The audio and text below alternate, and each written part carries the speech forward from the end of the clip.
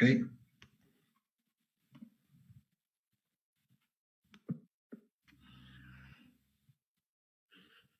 Buenas tardes a todos. ¿Cómo están? De nuevo en este conversatorio que hemos iniciado esta aventura con Marcelo hace varias semanas atrás. El día de hoy va a ser un día interesante porque vamos a hablar de algo que creo que de alguna manera intrínsecamente está en la mesa de todos los días en nuestras casas, que es el tema liderazgo. Marcelo, ¿cómo estás? Muy buenas tardes.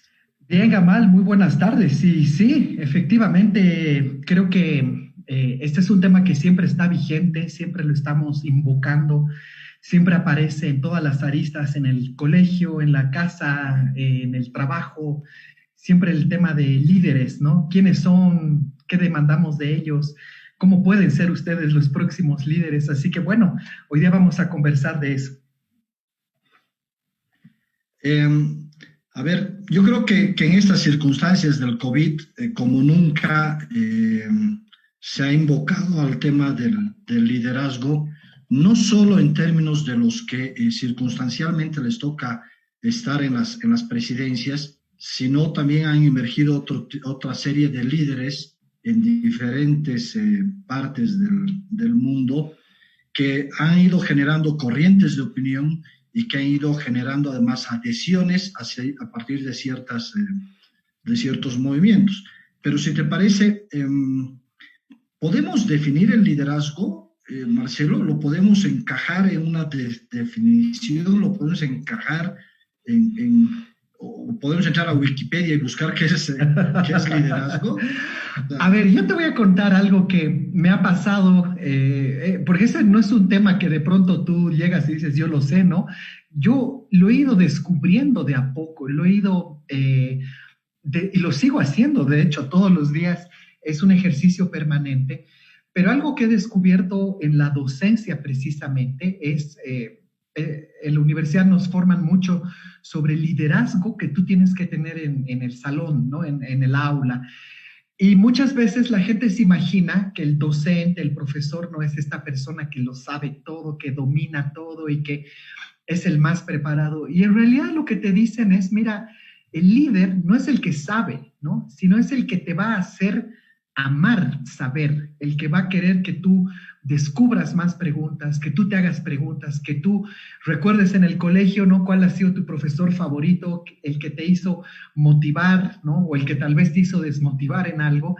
Y en ese sentido creo que aplicado, digamos, a la vida en general, creo que es el que es capaz de sacar lo mejor de ti, que en una situación de crisis, en una situación de conflicto, en la vida cotidiana, va a sacar lo mejor de ti, va a ver en ti algo que tal vez tú no ves y eso lo va a poner como talento para todos. Entonces, creo que los liderazgos de hoy no necesariamente están acompañados por la política, sí tienen mucho que ver con la política, pero sí aparecen en la vida cotidiana, aparecen mucho en estos espacios pequeños.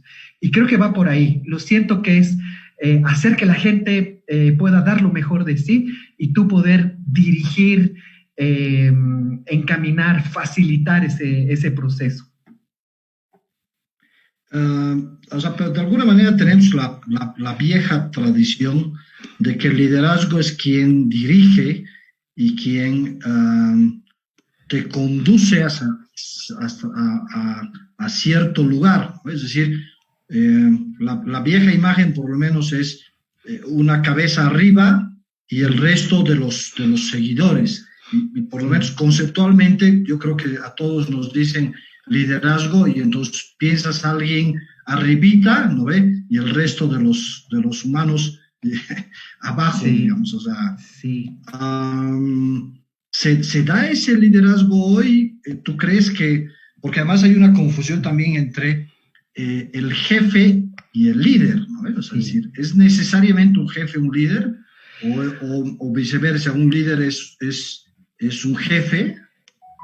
A ver, creo que ahí hay etimológicamente dos conceptos distintos y evidentemente tienes toda la razón. Hemos históricamente partido por la idea de que este líder en realidad es quien va a dar las órdenes para acatarlas. Entonces, si tú lees históricamente el Imperio Romano, Julio César, en fin, Napoleón Bonaparte, los líderes que han conducido el mundo, de alguna manera han tenido una formación o han venido de una formación militar, ¿no?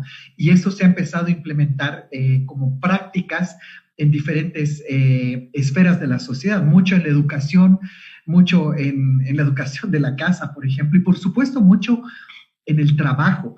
Entonces, creo que hemos pasado en el siglo XX procesos muy duros de liderazgos muy verticales, muy difíciles de contradecir.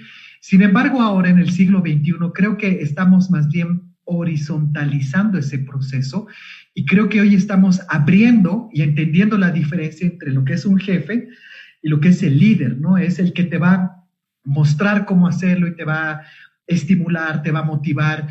Y creo que hoy muchas empresas que en el mercado están destacando, justamente no son solamente por la fama que tienen como empresas, sino por las personas que están dentro de ellas. Entonces, creo que hoy día estamos viviendo esa ruptura. Todavía tenemos mucho peso en los pies por esta cultura tradicional del jefe autoritario, pero hoy día hablar de liderazgos no necesariamente tiene que ver con obedecer órdenes directas, ¿no? Sino trabajar en equipo, proponer, innovar, resolver problemas en lo pequeño. Entonces, creo que hoy día estamos viviendo justamente ese dilema, esa ruptura, ¿no? Claro, entre el viejo concepto tradicional, pero que de alguna manera está enraizado en nuestro imaginario, ¿no? Sí. Y obviamente se reclama en especial en esta época de crisis, todo el mundo habla, por ejemplo, en Cochabamba, no tenemos liderazgos, ¿no? O sea, porque asumimos que las autoridades, ya sean departamentales, nacionales o municipales, deberían de ocupar este espacio del mandamás, o sea, sí, o de decirnos qué hacer. Y entonces ahí la pregunta es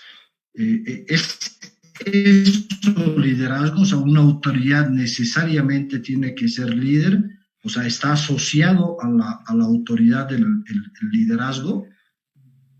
A ver, ahí hay una pregunta muy interesante. O sea, esto me gusta cómo está, qué forma está tomando, porque creo que cuando decimos eso, yo de alguna manera creo que la gente tiene razón cuando dice nos faltan liderazgos, pero creo que en un espacio en particular que tiene que ver con la administración pública, con el gobierno nacional, departamental, local, en fin, con las diferentes instancias donde el Estado participa y donde por nuestro sistema de gobierno nosotros hemos o elegido a las autoridades o ellas se han configurado para que estén ahí. Por lo tanto, la mayor o menor ausencia de liderazgo tiene que ver en el cómo nosotros nos sentimos a gusto con las decisiones que toman por el bien común.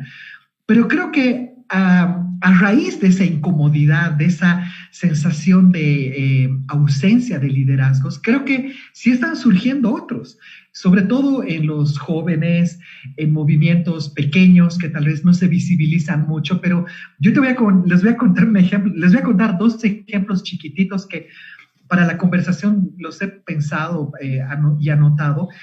He visto en el periódico el otro día que la alcaldía dijo, vamos a definir ciclorrutas, ciclovías, para que la gente vaya en bici a su trabajo. Perfecto, ese es su trabajo, ¿ya? Pero los movimientos ciudadanos han dicho, señores, pero no solamente queremos que pinten la calle de amarillo, queremos que le pinten, y ellos se han dado la tarea de pintarle grafitis, le han puesto colores, le han puesto formas. Entonces, de pronto ese liderazgo que parte de la ciudadanía, ¿no? Es interesante porque estás aportando, no solo estás criticando, sino también estás poniendo tu granito de arena. Y eso me hace recuerdo también lo siguiente. El año pasado me tocó dar clases en la universidad justo en medio de los conflictos y yo a mis alumnos les dije, bueno, cuídense, que no les pase nada, quédense en su casa, ¿no? Y estos chicos, muy obedientes, hicieron todo lo contrario. Salieron a las calles y un día abro el periódico y me encuentro con una foto así en portada y cuando veo la foto era un chico agarrando un altavoz y que le estaba pasando el altavoz a una autoridad, ¿ya?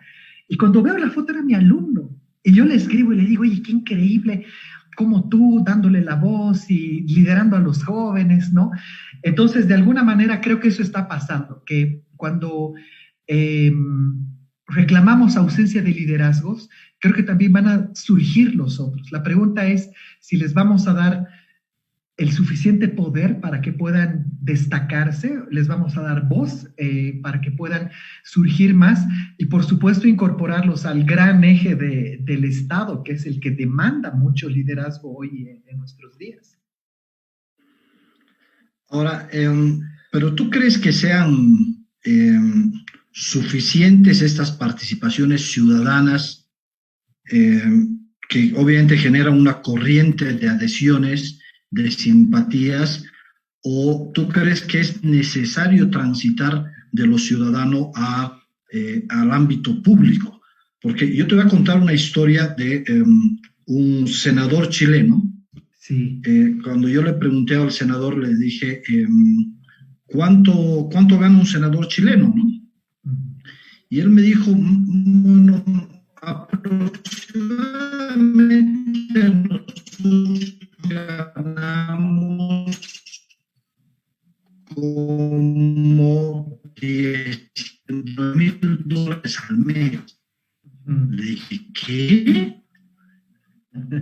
Sí, me dijo, ganamos $19,000 al mes, pero con eso tenemos que pagar a nuestra planta de asesores, que no siempre es la misma, porque dependiendo de los temas que nosotros vamos tratando, obviamente vamos contratando especialistas en más. Pero lo que pasa es que es muy médico, pero es mucho más importante pagarle bien a un político, porque las decisiones de un maestro impactan en 50 o 100 personas anualmente, pero las decisiones de un político impactan la vida de todos los ciudadanos. Sí. Entonces, claro, me encantó la reflexión, y lo que pasa es de que yo tengo la sensación, por lo menos, de que en Bolivia el que se dedica a la política, o sea, ya es mal visto de entrada, y es un corrupto, un incapaz y todos los adjetivos que tú le quieras poner, ¿no ves? Porque pareciera que la política es el último recurso de las personas. Y por eso te digo, a ver, ¿es necesario ese tránsito del compromiso ciudadano al compromiso de la actividad pública? ¿O uno se puede quedar simplemente en el ámbito ciudadano? A ver, esto que voy a decir puede sonar un poco polémico, ¿ya? Siempre que lo comento así con mi familia me miran como, oh, ¿cómo vas a decir eso, no?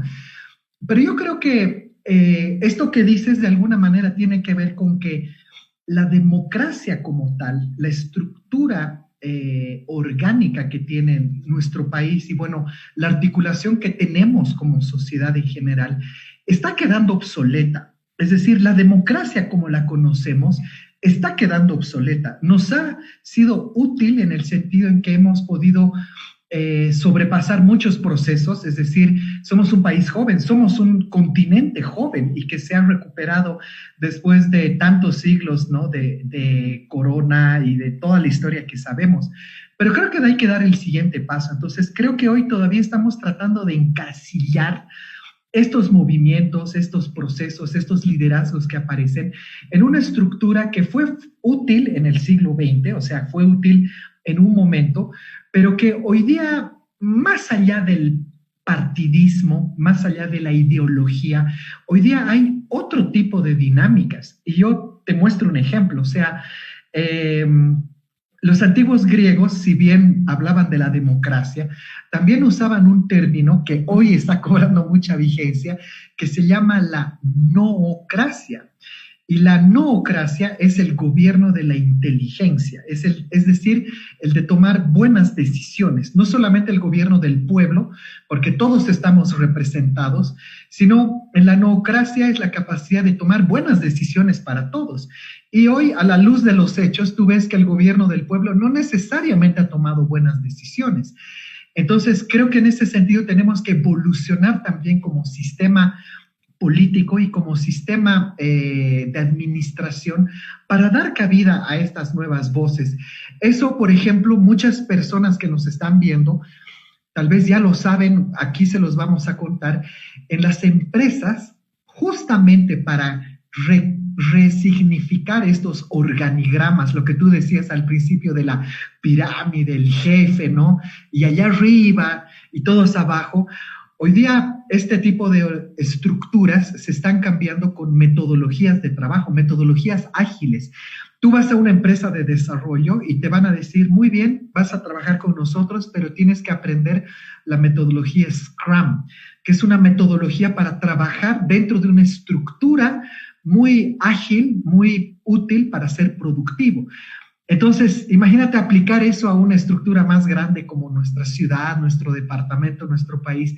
Serviría para hacer un update de cómo estamos vistos como democracias y hacer frescos, más frescos los liderazgos que tenemos, que son buenos, aparecen buenos, pero cuando los metes, como tú dices, a la etiqueta política, muchas veces terminan por desvirtuarse o terminan por, no sé, es que ese partido, es que esa persona, es que esa ideología, y pueden ser buenas propuestas. Por lo tanto, creo que tenemos que romper esa idea de que solamente ahí es donde surge el liderazgo, sino hay que darle ahora este próximo crecimiento social. Ahí creo que es a donde tenemos que apuntar ahora. Ahora, lo que pasa es que también, yo no sé si es que el tema del confinamiento ha generado una explosión en las redes, pero en algún momento yo tengo la sensación que todos nos hemos vuelto todólogos y expertos en todo, ¿no?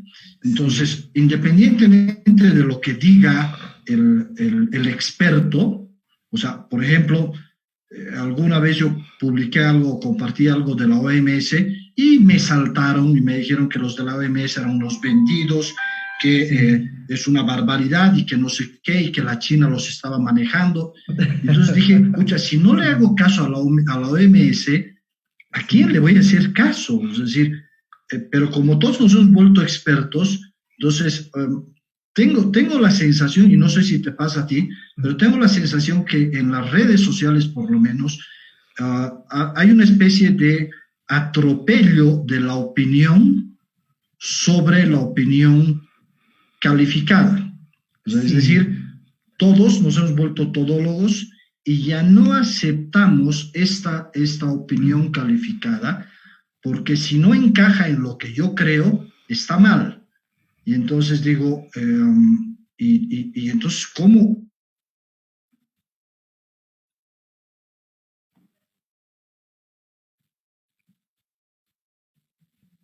Oh. Hola, Gamal, creo que te has desconectado. Ahora sí te escucho. Sí, algo ha pasado con mi internet. Sí.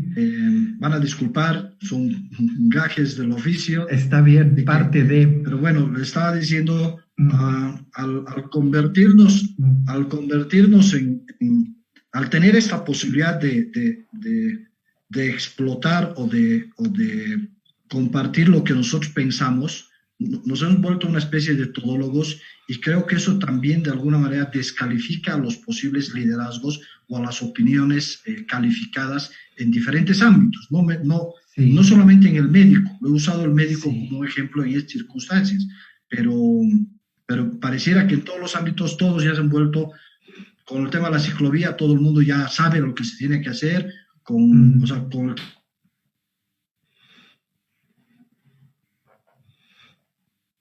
Oh.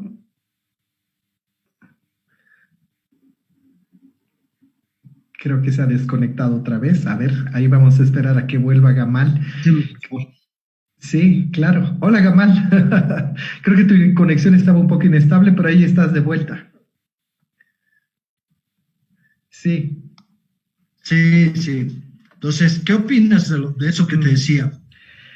A ver, creo que hay un término interesante, esto para que todos los que nos están viendo lo puedan después buscar y utilizar.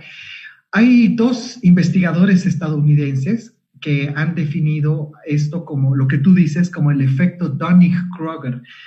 son los apellidos de estos investigadores. Resulta que ellos un día van a la universidad, ¿ya? Ellos trabajan en Cornell, y resulta que ven en los periódicos que agarran a un tipo que entra a robar un banco, ¿ya? Y el tipo entra a robar, pero así con la cara limpia, ¿no? Hola, he venido a robar el banco. Y cuando lo toman preso, él dice, oye, pero ¿cómo me han visto? Si me he puesto jugo de limón en la cara. Y le dicen, ¿cómo que jugo de limón? Sí, es que he visto en internet que si te pones jugo de limón en la cara, te haces invisible a las cámaras, ¿no? Y ellos dicen, no puedo creer que este tipo haya creído eso. Y empiezan a investigar este fenómeno, que es la intersección entre información poco validada en internet, más gente dispuesta a creer este tipo de contenidos. Entonces, de ahí que viene el concepto efecto Dunning-Kruger, que es justo lo que dices, que tú puedes traer a un experto de la OMS, alguien que me hable del 5G, por ejemplo, que está tan en boga ahora, y que te dé las razones precisas sobre el tema, y siempre va a haber alguien que va a decir no, porque he visto en internet una página que dice que. Entonces, creo que hoy día estamos viviendo un momento crítico para los liderazgos, porque hay una oposición no solamente por lo que dices, sino porque está esta disonancia cognitiva basada en información totalmente errada. Resulta curioso que en un mundo tan conectado como el que tenemos hoy hayan surgido fenómenos como la sociedad de la Tierra plana, por ejemplo. Entonces, creo que nos pasa eso y tenemos que lidiar con una parte de la población que está consumiendo erróneamente información y tenemos que saber cómo enfrentar ese fenómeno. Es muy cierto lo que dices y creo que más bien en vez de ser un fenómeno en descenso, más bien cada vez está creciendo más.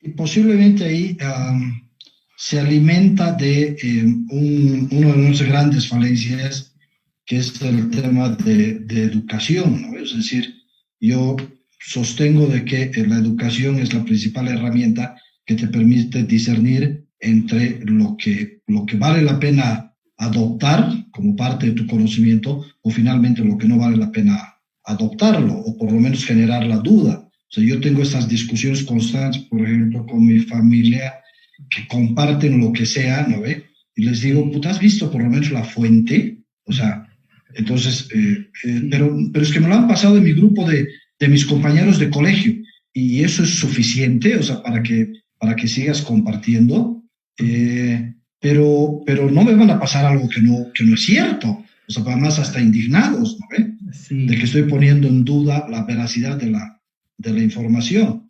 Entonces, y bueno, el problema es que yo tengo la sensación, no sé cuál sea la tuya, que la ausencia de esta formación en todo lado, porque no es un tema exclusivo de Bolivia, nos está llevando a, no voy a usar el término liderazgos, pero sí voy a usar el término autoridades muy verticales y nos están llevando a polarizar el mundo. Es decir, ¿quién iba a pensar que un país como Estados Unidos se iba a polarizar tanto ante la muerte de una persona de color? O sea, sí.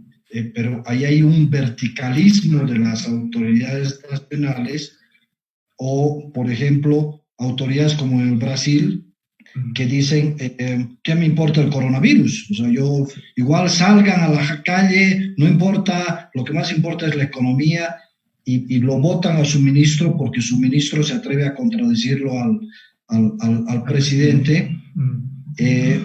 Entonces, estamos en una especie de caldo de cultivo para la emergencia de otro Hitler.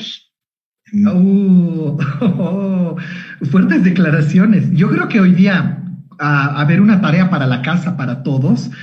Yo les sugiero ver en Netflix un documental que se llama Get Me Roger Stone, ¿ya? Roger Stone es el asesor político de Ronald Reagan, de Donald Trump, ¿ya? Y básicamente este documental hace un seguimiento a su estilo de hacer política muy controversial. Y él dice, miren, yo no he venido aquí a darles la razón si estoy a favor o en contra de lo que dicen. Yo solamente quiero poner a mi candidato en la silla. ¿Y cómo lo hago?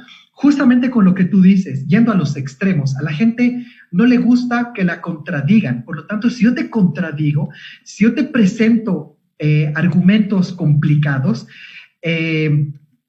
te voy a enardecer tu punto de vista, te voy a enceguecer la razón y no vas a tomar decisiones frías.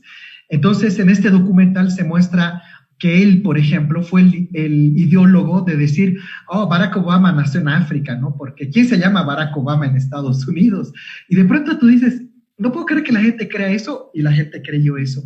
Y una cosa llevó a la otra, entonces después vino el famoso escándalo de Cambridge Analytica, porque fue justamente a él al que se le ocurrió de poner anuncios en Facebook muy incendiarios, ¿no? Justamente apelando al tema de la raza, de la etnia, de la religión, en fin, todos los temas que nos complican hoy. Por lo tanto, creo que ese es un liderazgo negativo, es decir, estás buscando lograr un objetivo político, o sea, hacerte del poder, pero de una forma poco válida. Y creo que lo que le está pasando hoy a Trump justamente pasa por eso, y le está pasando al mundo entero. Entonces, creo que hoy estamos demandando más bien otro tipo de decisiones. Y mira, les voy a contar una anécdota. Justamente cuando me contaste del tema que queríamos hablar hoy día, el otro día leía una anécdota. Esto que les voy a contar es a medio camino entre historia y a medio camino entre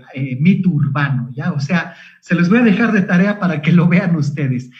Tú sabes que César Borgia, el famoso inspirador del Príncipe, ¿no? Él vivía en el Vaticano, él era el hijo de Alejandro VI, el Papa.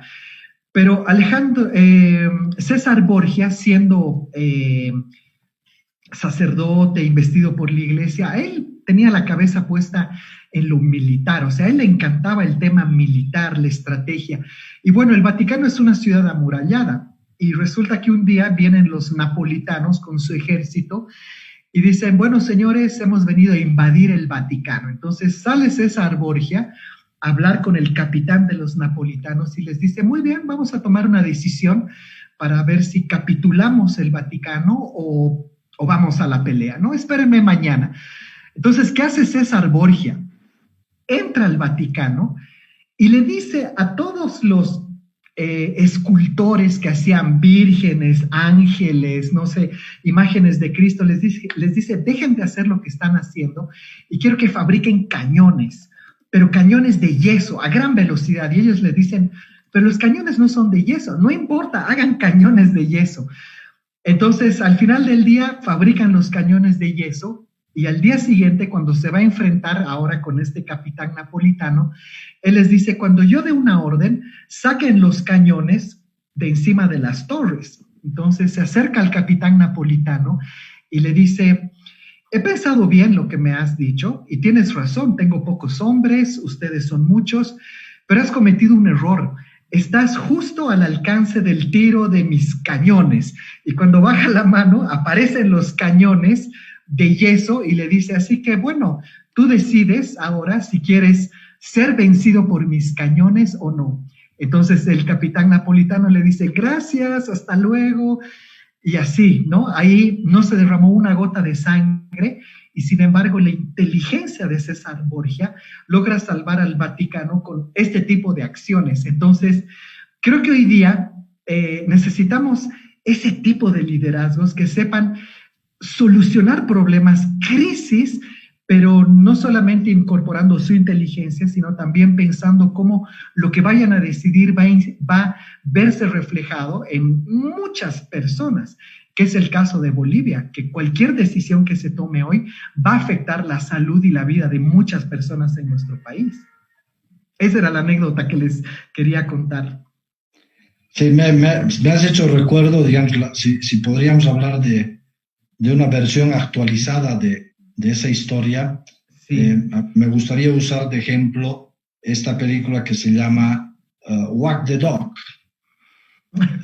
No sé No sé si te acuerdas de esa película, Claro, que es sí, con, Dustin Hoffman. ¿cómo se llama? Con Dustin Hoffman y Robert De Niro. Robert De Niro, sí. Para los que no la han visto, se las dejamos de tarea, pero básicamente la idea es que estos son productores de cine que los contrata un político que estaba en decadencia, que estaba en campaña electoral, y que inventan una guerra mediática, o sea, solamente con un spot, ¿no ve? Y dicen nuestras tropas han sido atacadas y tenemos que ir a recuperar a un país que se llama, no me acuerdo, creo que Albania.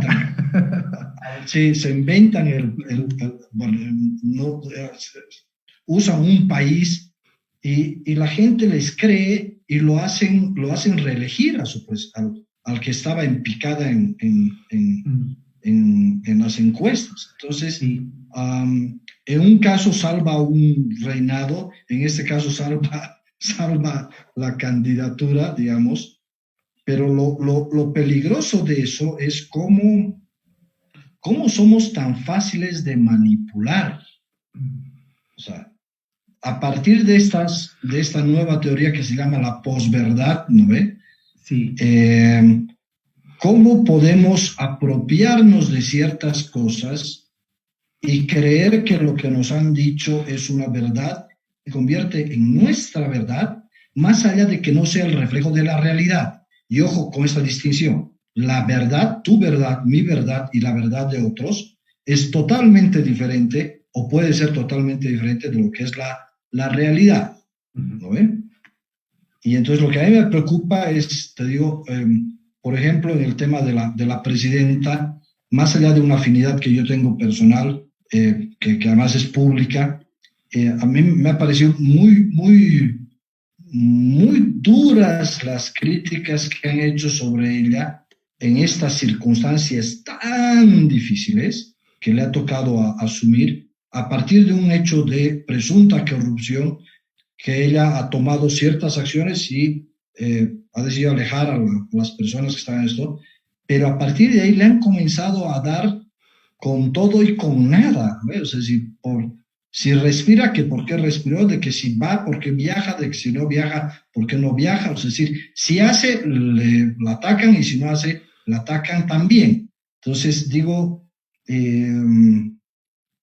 o sea, ¿hasta dónde este tipo de experiencias van a incentivar a alguien a tomar la posta de los liderazgos?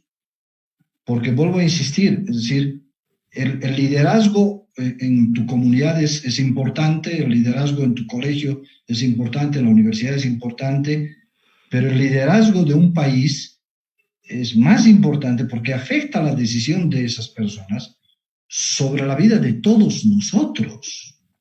Entonces, y si encima tenemos esta idea de que la política es mala y es corrupta y es no sé qué más, ¿no ve? Entonces, ¿quién se va a animar a conducir los designios de un país? O sea, ya no de una empresa, ya no de tu familia, sino del país. Haces una muy buena pregunta. Yo creo que hay una ausencia, y esto lo he visto de cerca en muchas personas que están también detrás de estos liderazgos. Tal vez hay una ausencia de formación en el entendimiento de qué es el liderazgo político. Evidentemente, el liderazgo como tal es una actitud que te permite liderar el barco, ¿no? De poder guiar a los remeros y tú decirles, es por aquí donde tenemos que ir.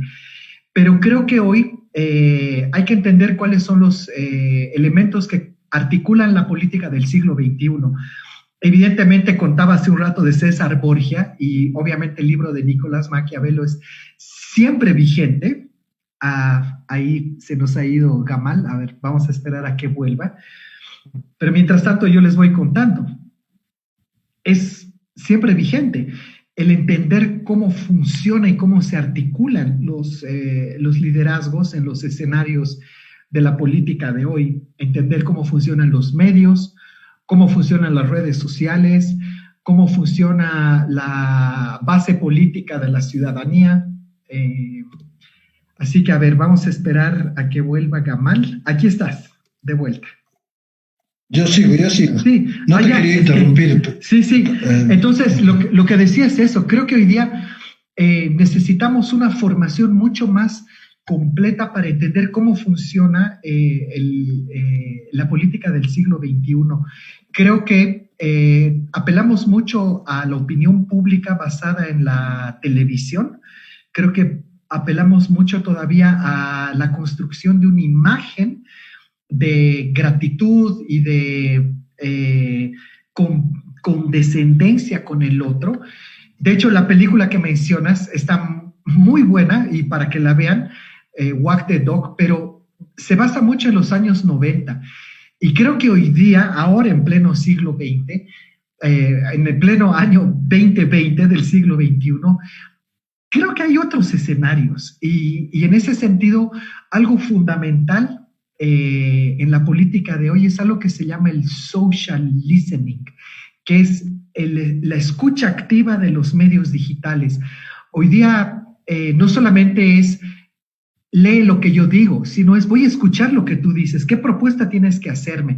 Entonces, esta capacidad de articular, no solamente con lo que dices, digamos, de el presidente, la presidenta, los ministros, en fin, las autoridades, sino en general, cómo articular validez, legitimidad política de tus decisiones, pero a partir de la base. Entonces, creo que hoy día ese tema, por eso es un poco temido, y lo veo mucho en personas que están en redes, en función pública y que en sus redes terminan o bloqueando personas o dando de baja sus perfiles porque ven las críticas. Y yo digo, está bien, de eso se trata la política. Entonces, creo que los liderazgos de hoy tienen que aprender, como en la Edad Media, a ponerse el escudo, ¿no? A ponerse el yelmo y decir, vamos a ir a enfrentarnos, no entre nosotros, sino con otro tipo de conflictos. La metáfora no es metáfora hoy, nuestro gran enemigo hoy es como la Edad Media, la peste. Por lo tanto, creo que necesitamos reaprender esa parte para que las personas que nos dirijan hoy no le tengan miedo a la crítica, sobre todo en medios digitales, y puedan más bien revertirlas y puedan convertirse en líderes que sí tienen buena presencia digital. Eso creo que va a ser lo que va a llevar a las próximas generaciones de líderes políticos que tenemos a poder salir, ¿no? de esta niebla que les cuesta, ¿no? Y que me imagino también les duele leer tantas críticas. Así que creo que eso es lo que deberíamos tomar en cuenta a futuro.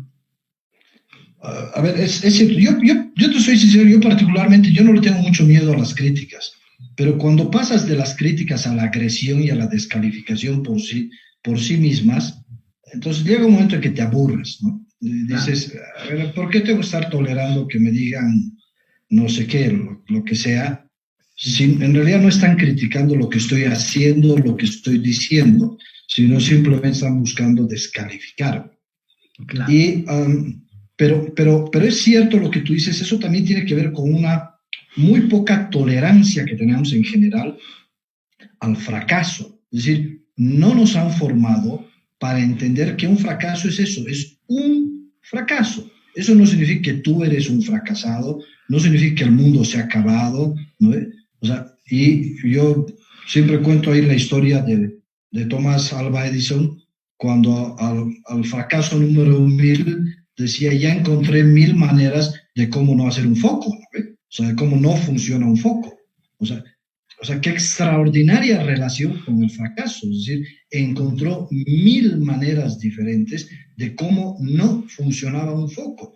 O sea, si pudiéramos llevar eso a nuestras vidas y decir, oye, encontré una manera o 2 maneras o 3 maneras de cómo no funciona esto, ve qué poderoso es poder cambiar el sentido de un suceso solo a partir de la interpretación y del lenguaje que estás utilizando. Claro.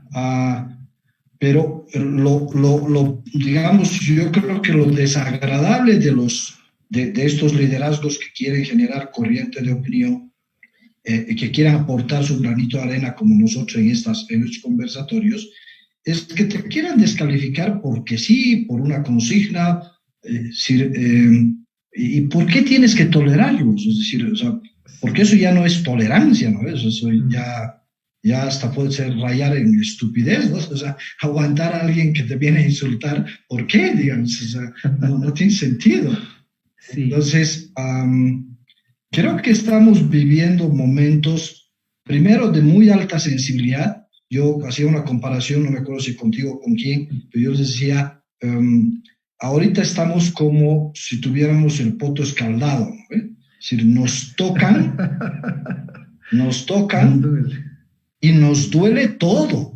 Y saltamos y gritamos porque este encierro, esta incertidumbre, el no saber cómo lidiar con el coronavirus, el no sentir que los gobiernos te acompañan, el no saber cómo vas a lidiar con todo esto, tu familia está sensible, tus amigos están sensibles, tus compañeros de trabajo están sensibles, cada vez ves más cerca las balas. ¿Por qué? Porque ya es un amigo el que se ha enfermado, ya no es un desconocido, ya es un conocido el que se ha muerto. Entonces, los niveles de sensibilidad se exacerban más y obviamente tienes menos tolerancia, no solo a la crítica, sino a cualquier comentario. Entonces, Claro. Estos momentos requieren de un nivel de liderazgos que sean capaces de pensar en mañana y tener la calma suficiente como para atenuar este tipo de circunstancias, ¿no? Claro, claro. De hecho, mira, a ver, dos ejemplos sobre esto que me cuentas. Tú sabes que hay un programa en Estados Unidos que justamente hace esto. Llama a personas famosas, actores, artistas, políticos, incluso el propio Barack Obama ha estado sentado en el programa. Y este programa se da la tarea de buscar los tweets más duros que han escrito contra ti, ¿ya? Contra Gamal, contra Marcelo, contra quien sea, ¿ya? Entonces te sientan en el programa y te pasan un teléfono y tú los tienes que leer en vivo en el programa.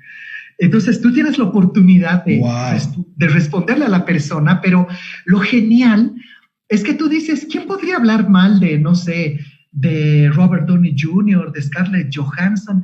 Y así los actores famosos igual tienen una cantidad de haters y no sabes lo chistoso que es el ver cómo ellos obviamente se enojan, ¿ya? Pero después les responden, hacen chistes, les dan la razón, o sea, es un ejercicio como de una terapia, ¿ya? Para que los busquen en videos, en YouTube se llaman mean tweets, mean de malvado, ¿no? Mean tweets, y es un segmento donde los van sentando y les dicen de todo, y ellos responden los tweets. Entonces, me parece sano en el entendido de que, ok, puede que tú no estés de acuerdo, no te guste, las redes sociales están abiertas a cualquier tipo de comentario y siempre al límite y al borde de las normas comunitarias, pero ¿qué tal darte esa oportunidad de poder responderle a esa persona que te dijo eso y además en la tele, ¿no? Entonces, por ahí para que lo busquen, es un ejercicio muy interesante porque nos hace falta enfrentar lo que tú dices, este miedo al fracaso, ¿no? De las 1000 veces que he fracasado, voy a fracasar una más, pero ahora la voy a enfrentar con más sabiduría. Y hay otra cosa también, les recomiendo también ver en Netflix, si no la han visto, hay una serie que se llama Designated Survivor, ¿ya? Es una serie que cuando tú ves los primeros 10 minutos, tú dices, ¿dónde he visto esta historia antes, ya? El Designated Survivor es el sobreviviente designado. Significa que si toda la gente de alto poder en el gobierno de Estados Unidos está en un lugar y mueren todos, lo van a designar a él como presidente. Resulta que en el capítulo 1, les cuento solo el inicio para que la vean, el protagonista no está sentado viendo una reunión y ponen una bomba al Capitolio.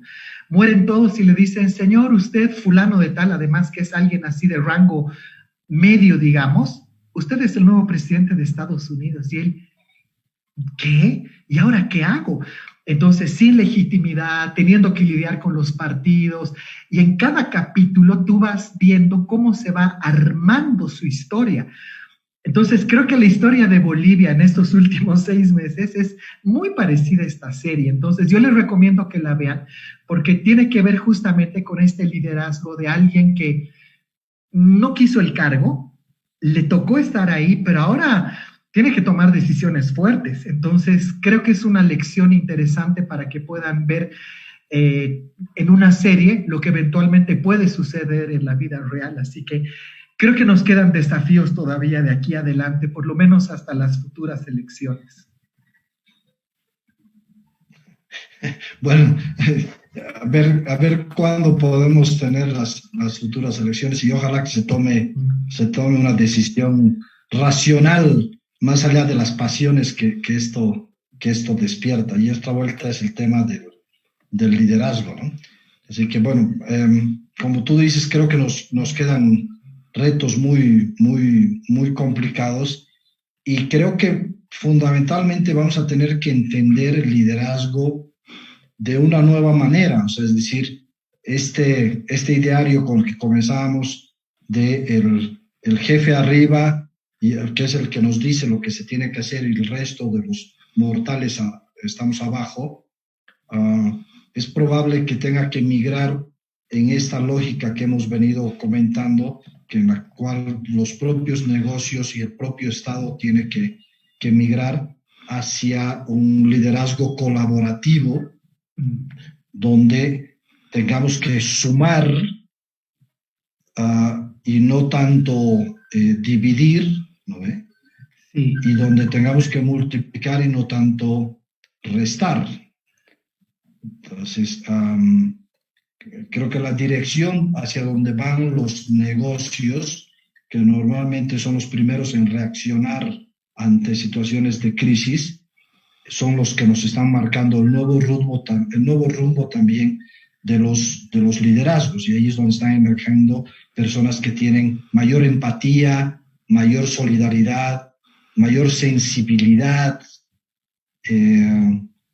porque creo que se han generado los dos efectos, ¿no? Es decir, han despertado en la gente mucho estos sentimientos, pero también ha habido gente que se ha encerrado, que se ha vuelto más solitaria, más individualista, que antes, si quieres, ¿no? Claro. Bueno, de hecho, creo que eso es justamente como el mensaje, la reflexión para toda la gente que está aquí hoy día, que no solamente vea el tema del liderazgo como la demanda a las personas que están en una función de autoridad ahora, sino también como una característica para incorporarla en tu vida cotidiana, que eventualmente todos tienen la capacidad de poder convertirse en líderes, que es un trabajo, es un desarrollo, es una habilidad que hay que formarla. Y creo que hoy día muchas instituciones están trabajando en ello, están formando nuevos líderes. Sobre todo creo que las universidades están entendiendo ese rol. Y me parece importante ver que hoy día no solamente la opinión pública se está formando a través de los medios y de las personas que participan activamente en los medios, sino también en las microcomunidades. Y ahí es donde las redes sociales tienen mucho poder, tienen mucha influencia, donde tú ves gente que probablemente ni tú ni yo las conocemos, pero que son líderes en sus comunidades, son personas que están inspirando el cambio en pequeños lugares.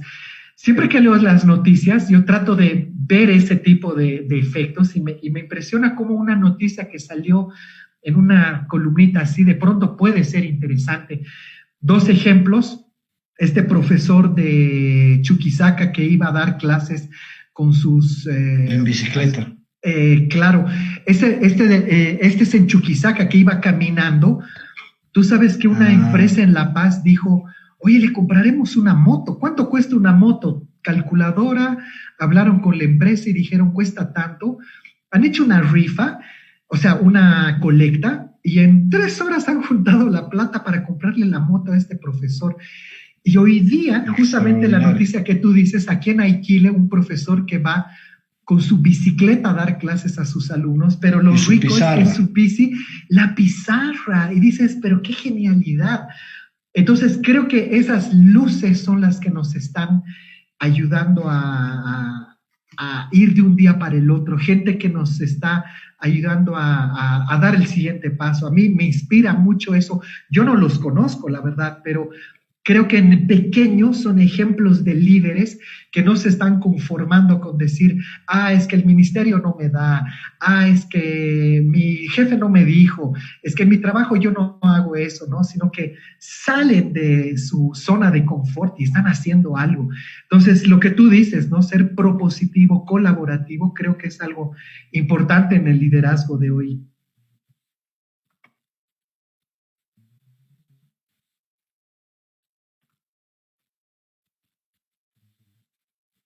Sí, es probable que una pequeña respuesta a lo que tiene que ver con el nuevo liderazgo pueda ser como que nos han enseñado a que siempre hay que encontrarle el pero, ¿no? Pero es que no me dijeron, pero es que no tengo bicicleta, pero es que no es muy lejos, pero es que no tengo pizarra, pero es que mis alumnos seguramente no van a querer. Y a lo mejor hay que cambiar la pregunta digamos, hay que cambiar el pero por el cómo. O sea, ¿cómo lo puedo hacer? O sea, ¿cómo sí puedo ayudar? ¿Cómo sí puedo llegar a mis estudiantes? Porque lo otro es asumir una posición muy cómoda, que obviamente te hace parte de la crítica, porque además dices, es que el ministerio no ha hecho, es que no sé quién no ha hecho, es que por qué desaparecen no sé qué cosa. Que tienes todas las justificaciones del mundo, pero en términos reales has aportado, en términos reales has resuelto el problema y posiblemente ahí podríamos encontrar un inicio de cuál es el tipo de liderazgo que se necesita en estas circunstancias. Alguien que se deje más las justificaciones de un lado y sea más proactivo en encontrar las soluciones del momento. Claro, y de hecho creo que hay ejemplos, vean en los periódicos, en las noticias pequeñas, cómo hay personas que están haciendo esto. O sea, a mí me gusta ver lo que les contaba hace un rato de cómo las comunidades aquí en Cocha han dicho pintaremos las calles, otros o pintan grafitis, o por ejemplo he visto ayer en La Paz una comunidad que tenían como un cerro así pelado, ¿no? Que no servía para nada, y el barrio se ha juntado y ha dicho, oye, si hacemos un huerto urbano acá, y ahí están sembrando, ¿no? Entonces no es ni tuyo ni mío, sino es de nosotros y todos colaboramos en esto. Entonces, de pronto, si escarbas un poco, a alguien se le ha ocurrido la idea, alguien ha ido a la OTB, alguien ha ido a hablar con la alcaldía o con las autoridades, alguien ha conseguido el permiso. Entonces, es una cadena de naipes que si tú le empujas, tal vez se va a ir una cadena de dominó, ¿no? Que si tú le empujas van a ir cayendo en la medida que todos participan. Entonces, creo que los liderazgos de hoy necesitan esa capacidad de poder integrar a la gente. Yo me acuerdo de una cosa, tal vez la gente que nos está viendo también se acuerde de eso, sobre todo los que ya estamos por encima de los 40. Yo me acuerdo que el 93 ha sido un año mágico en Bolivia. Mágico, te lo digo yo que no es que no me guste el fútbol, pero nunca he participado del fútbol, pero el año 93 todos estábamos pendientes de la selección boliviana, no por los jugadores, sino porque creo que Javier Ascargorta, como director técnico, ha sabido incorporar a la gente y decir, no solo es que estos chicos jueguen bien, sino que la gente los apoye, que la gente crea en ustedes. Y de pronto me veías a mí, ¿no? El que nunca ha ido al estadio, yendo al estadio a apoyar a la selección. Y al día de hoy he tenido el gusto de saludarlo alguna vez en una feria de libro y de decirle, oye, lo que tú has hecho como psicólogo además ha sido fundamental en el ejercicio del liderazgo, de poner a la gente a favor del equipo. Hoy día siempre criticamos al equipo, que está mal el director, que lo saquen, ese jugador no juega bien, y sin embargo, ¿cómo lo ha logrado él? O sea, al día de hoy me sorprende cómo ha podido incorporarnos en el proceso. Entonces, creo que tenemos que volver a esa mística, ¿no? Que nos hagan volver a creer en un proyecto para todos ir hacia el mismo lado, apoyar al mismo equipo, ponernos la camiseta del equipo. Creo que ese es mi ejemplo hoy para terminar esta conversación, ¿no? Sobre qué entendemos por liderazgo. Me has hecho recuerdo a una película espectacular que además me declaro llorón, con la cual he llorado mucho, que se llamaba, no sé si te acuerdas, Cadena de Favores. Sí, con Kevin Spacey, claro. Exactamente. Y básicamente, para los que no la han visto, deberían de verla, pero es la historia de un niño de 11 años que propone una serie de actos altruistas individuales para cambiar el mundo. O sea, es decir, él dice, si yo inicio un favor, es probable que ese favor lo hagan dos, es como el virus, nada más que con efecto positivo, ¿no? Sí. Es decir, a la inversa, ¿verdad? Podemos generar a partir de un favor, poder generar toda una cadena de favores y eso puede cambiar el mundo y a lo mejor es lo que estamos necesitando. O sea, lo que necesitamos es estos liderazgos que te inspiran, que más que tocarte la cabeza te toquen el corazón, que te muevan a la acción y que dejes un poco la crítica de la cabeza y que más bien la traduzcas en cómo puedo hacer yo para mejorar las cosas más allá de las autoridades que circunstancialmente nos toca.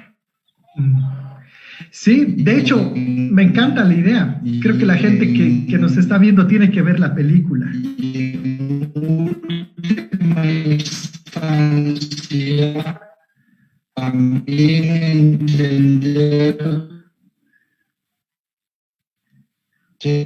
también, o sea, te toca. O sea, y si un niño, porque además es una historia verídica, o sea, no es una película inventada, digamos, ¿no? Sí. Entonces, creo que uno de los temas que debemos entender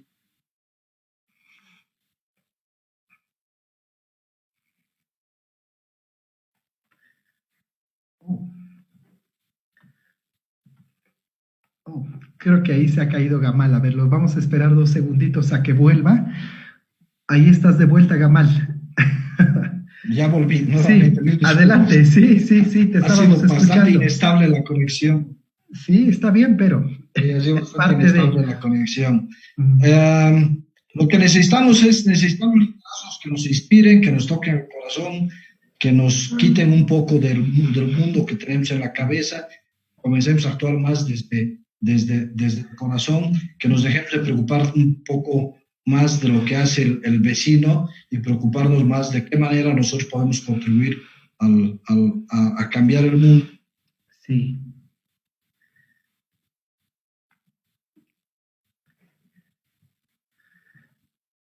Sí, totalmente de acuerdo. A ver, vamos a esperar a que se vuelva a conectar, pero sí, básicamente, y para todos ustedes, la película es La cadena de favores, Helen Hunt, y Bon Jovi y Kevin Spacey, Joel Hammond, que aparecen en una historia magnífica. Así que muy buena referencia, Gamal, para que veamos esta película, La cadena de favores. La he visto un par de veces y realmente es sorprendente lo que puede hacer una sola persona para cambiar toda una comunidad.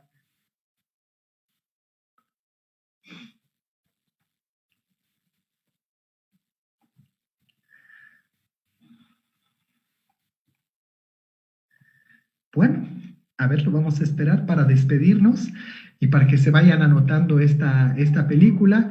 Y si tienen alguna idea para la conversación del próximo martes, para que la traigamos aquí, ahí estás. Adelante, Gamal. No, pues mil disculpas por tantas interrupciones, pero Marcelo ya les estaba contando de la película, le estaba dando los datos y solamente cierro con lo que decía Marcelo. Si tienen algún tema, alguna inquietud que nos quieran compartir, escríbanos por favor a Marcelo o a mí. Va a ser un gusto leer sus comentarios. Y gracias, Marcelo, y mil disculpas por por las constantes interrupciones de nuestro Internet. No hay problema, más bien, ese puede ser un tema también para conversarlo más adelante. Creo que a muchos les va a interesar. Así que, no, gracias a ti por la conversación. La verdad que sí, me he quedado ahí con ganas de ver otra vez estas películas y de, bueno, seguir adelante y esperar siempre mejores liderazgos para nuestro país. Me despido con una frase que yo he acuñado, que decía: normalmente nos preguntamos qué tipo de país le queremos heredar a nuestros hijos. Hoy deberíamos de preguntarnos también qué hijos le queremos heredar a nuestro país. Muchas gracias y nos vemos. Buenas tardes. Chao, chao. Chao, chao. Gracias. Chao.